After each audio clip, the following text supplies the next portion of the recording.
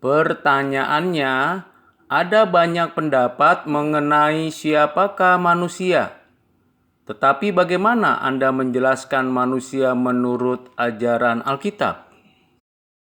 Alkitab mengajarkan kepada kita, khususnya umat Tuhan, bahwa manusia diciptakan sebagai ciptaan pribadi yang paradoks. Karena manusia sebagai ciptaan tunduk mutlak diatur dikendalikan oleh Allah penciptanya. Manusia harus patuh mengikuti semua ketentuan yang diatur oleh Tuhan dengan baik dan indah, dan sekaligus pada saat yang sama manusia adalah pribadi yang memiliki kebebasan berpikir, berkehendak, berafeksi, yaitu beremosi dan berperasaan. Paradoks pada diri manusia itu terlihat jelas dalam setiap individu dari setiap orang yang ada di bumi ini. Dan keberadaan manusia sebagai ciptaan pribadi ini menunjukkan kepada suatu tanggung jawab yang penuh sebagai ciptaan pribadi yang diberikan otoritas, kuasa, dan kekuatan untuk menguasai bumi, mengatur bumi, dan mengelola bumi dengan kebenaran, keadilan, dan kesucian. Sejalan dengan itu, dalam kebijakan Allah Bapa, Anak, Roh Kudus, Alkitab mengajarkan bahwa manusia adalah gambar rupa Allah, yang artinya manusia memiliki dua posisi yang paradoks pada dirinya. Yang pertama, mewakili Allah di atas bumi ini. Dan tentunya diberikan akal budi, diberikan kemampuan berelasi dengan diri, dengan alam, dengan sesama, terlebih khusus dengan Allah, dan juga memiliki sifat-sifat untuk benar, adil, dan suci. Sejalan dengan pengertian pemahaman itu, kita harus memandang manusia, setiap individu yang ada dan dilahirkan dan hidup di dalam dunia ini sebagai gambar rupa Allah. Alkitab juga mengajarkan kepada kita bahwa manusia diciptakan dengan dua jenis, yaitu laki-laki dan perempuan, yang mana pada waktunya setelah sudah cukup umur dewasanya, maka diberkati menjadi pasangan suami istri yang akan meneruskan keturunannya, dan seluruh keturunannya dan umatnya ini menjadi pengelola bumi, penata layan, melalui didikan orang tuanya, melalui sebuah proses pembelajaran di dalam keluarganya. Manusia sebagai ciptaan memiliki dua unsur yang penting, yaitu memiliki tubuh yang dibentuk dari debu tanah, diukir sedemikian indah dan teratur, dan diberikan nafas hidup dari Allah, sehingga manusia disebut sebagai makhluk hidup. Dengan demikian, ada kekompleksitasan dari keberadaan manusia sebagai ciptaan pribadi, gambar rupa Allah yang terdiri dari dua jenis, laki-laki dan perempuan, dan tiap-tiap individu dari manusia dari tiap jenis itu memiliki tubuh dan jiwa dalam satu kesatuan yang tidak terpisahkan, yang saling berkomunikasi dan berinteraksi di dalam diri setiap manusia. Pertanyaan selanjutnya yaitu, jelaskan ajaran Alkitab tentang image of God, pemikiran teologisnya dan implikasinya dalam kehidupan orang percaya saat ini. Jawabannya adalah ada 3 pemikiran yang membicarakan tentang image of God di dalam konteks Kitab Kejadian pasal yang pertama ayat 26 sampai dengan 28 dan ayat-ayat lain yang menggambarkan dan menuliskan tentang image of God. Yang pertama, pandangan substansial atau esensial. Yang kedua, pandangan relasional atau relatif. Yang ketiga, pandangan fungsional. Mari kita dengarkan dan ikuti pengertiannya satu persatu.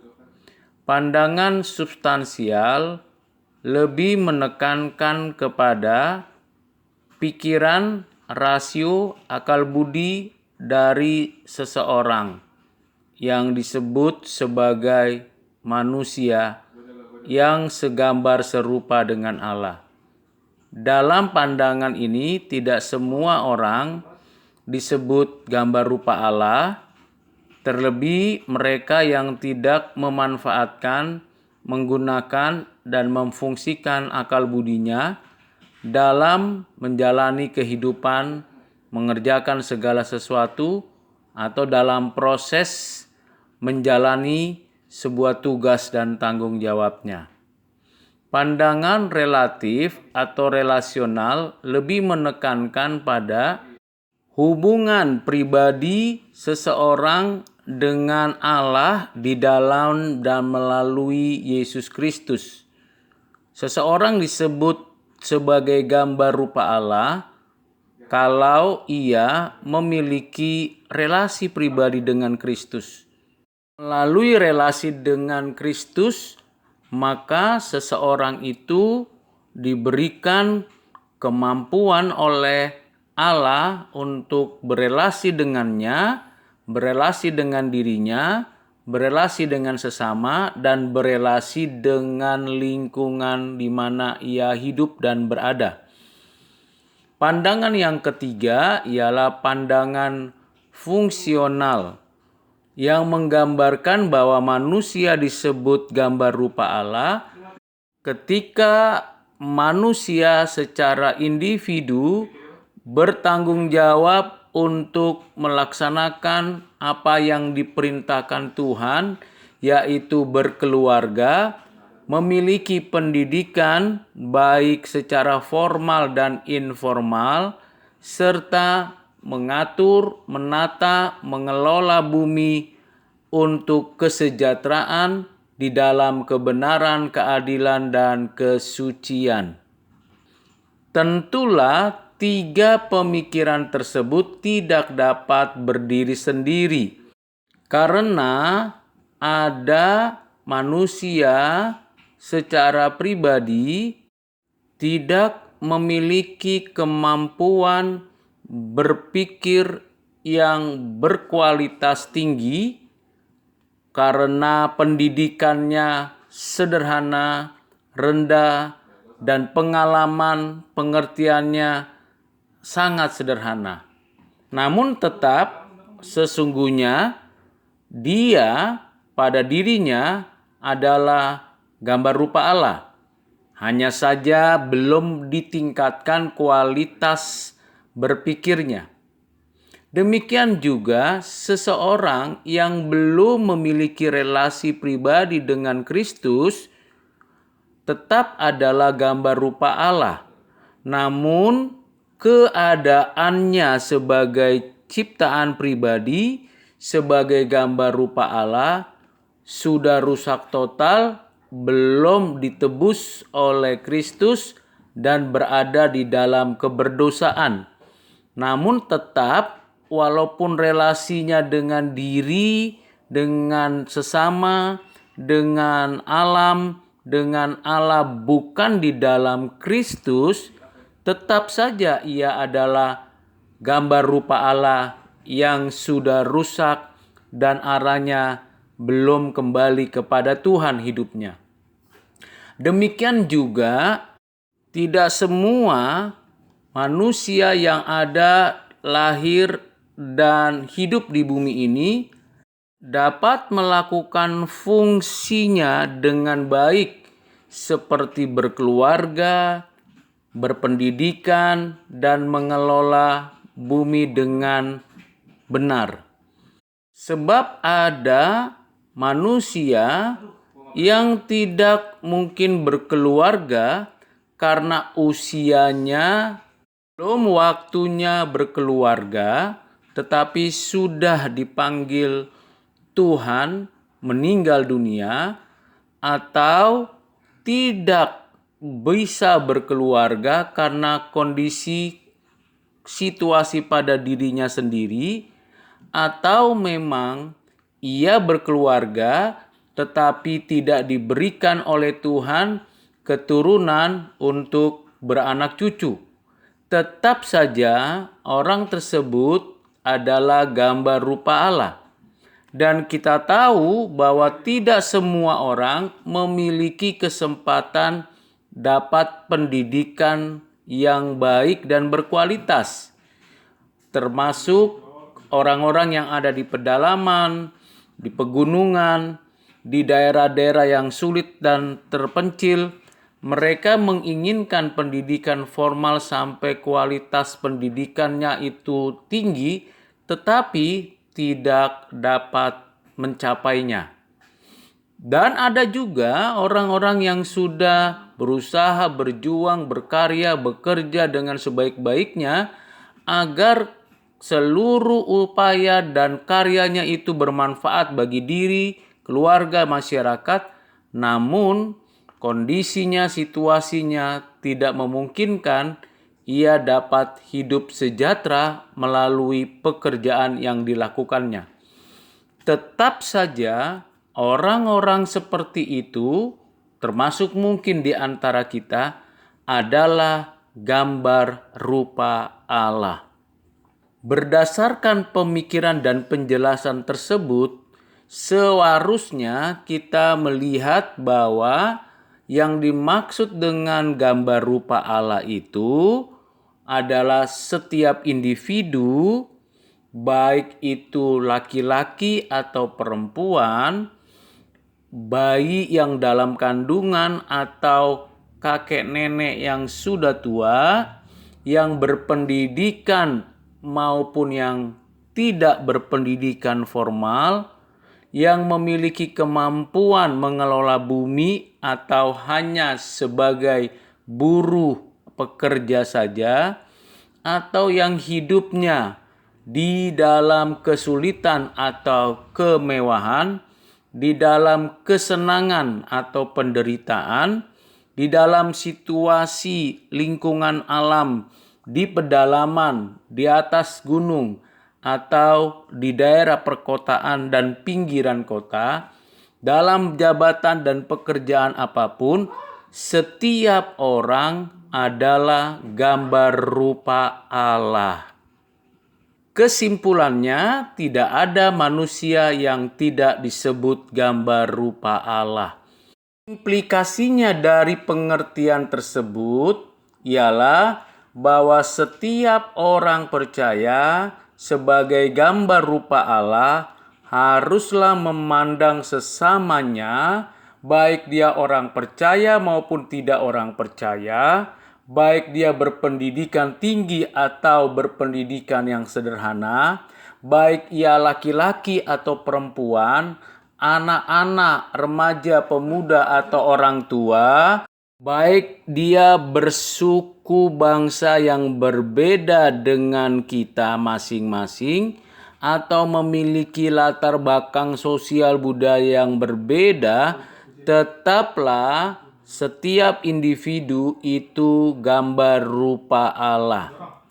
Implikasi kedua adalah karena setiap orang adalah gambar rupa Allah, maka kita orang percaya harus menghargai hidup dan kehidupannya. Harus respek terhadap sesama manusia. Tidak mengecilkan, merendahkan, meremehkan, melecehkan siapapun yang namanya manusia.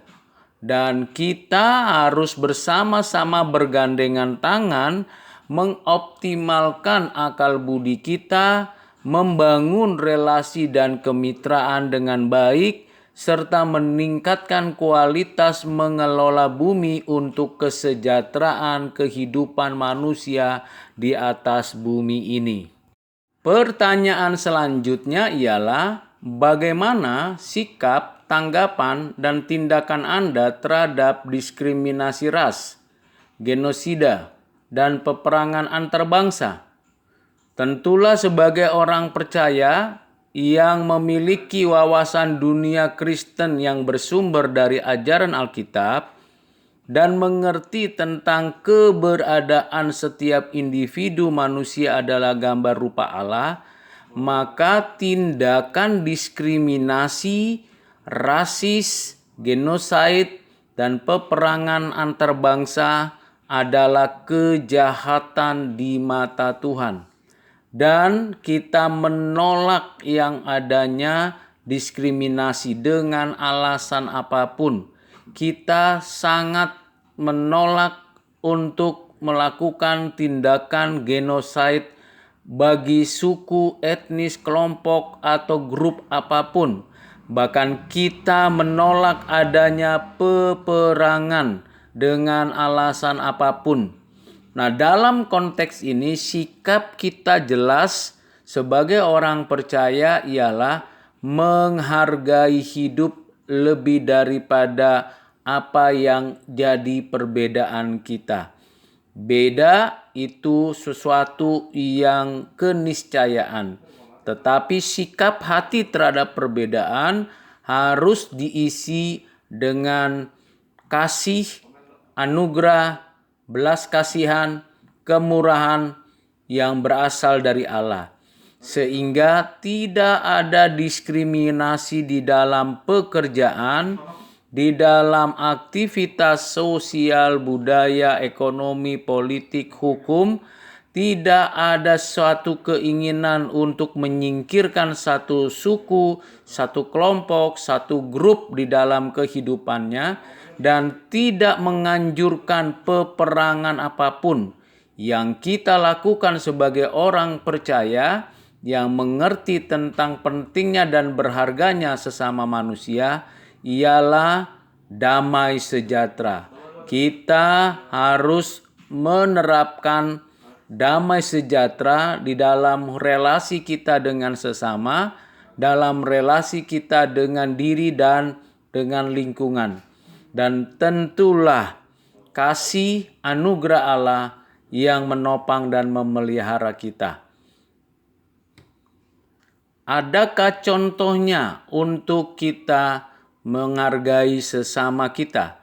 Apabila di kantor, di kampus, di sekolah, atau di dalam lingkungan kita ada orang-orang yang memiliki suatu latar belakang yang berbeda dengan kita, baik berbeda agamanya, sukunya, rasnya, etnisnya, bahasanya, dan sebagainya, tetap kita harus menghargainya sebagai gambar rupa Allah, sekalipun mereka sudah rusak sebagai gambar rupa Allah dan kita sudah ditebus oleh Kristus. Perlu dan penting menghormati sesama manusia dalam kasih dan anugerahnya.